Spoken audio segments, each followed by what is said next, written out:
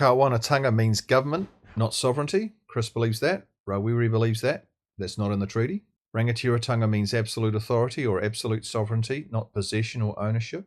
Luxon believes that. Rawiri believes that. That's not in the treaty. Co-governance and marification must be progressed by stealth. Obviously, Chris Luxon believes that because he did not campaign on that, and yet it's all happening behind the scenes by stealth.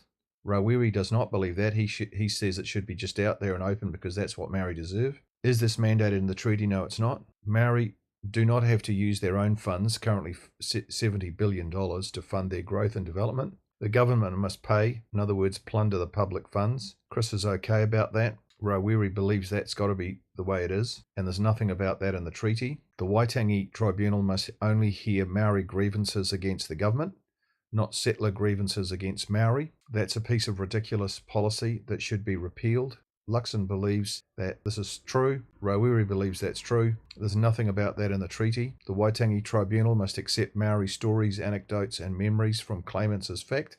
Chris believes that. Rawiri believes that. There's nothing to support that in the treaty. That was ridiculous government policy that needs to be repealed. Only the Waitangi Tribunal can say what the treaty means. Chris believes that. Rawiri believes that. And there's nothing about that in the treaty. And that is just simply another ridiculous piece of government policy that must be repealed.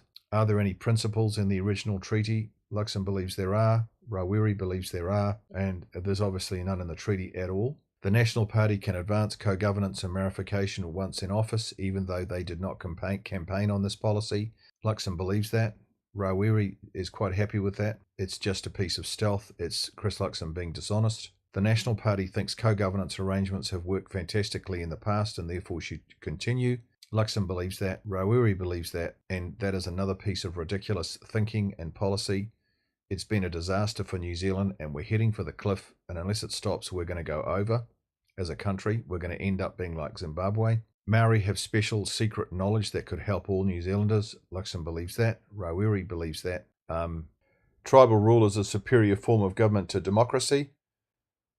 Chris hasn't said either way whether he believes in that. Rawiri believes in that. We believe that's a ridiculous idea.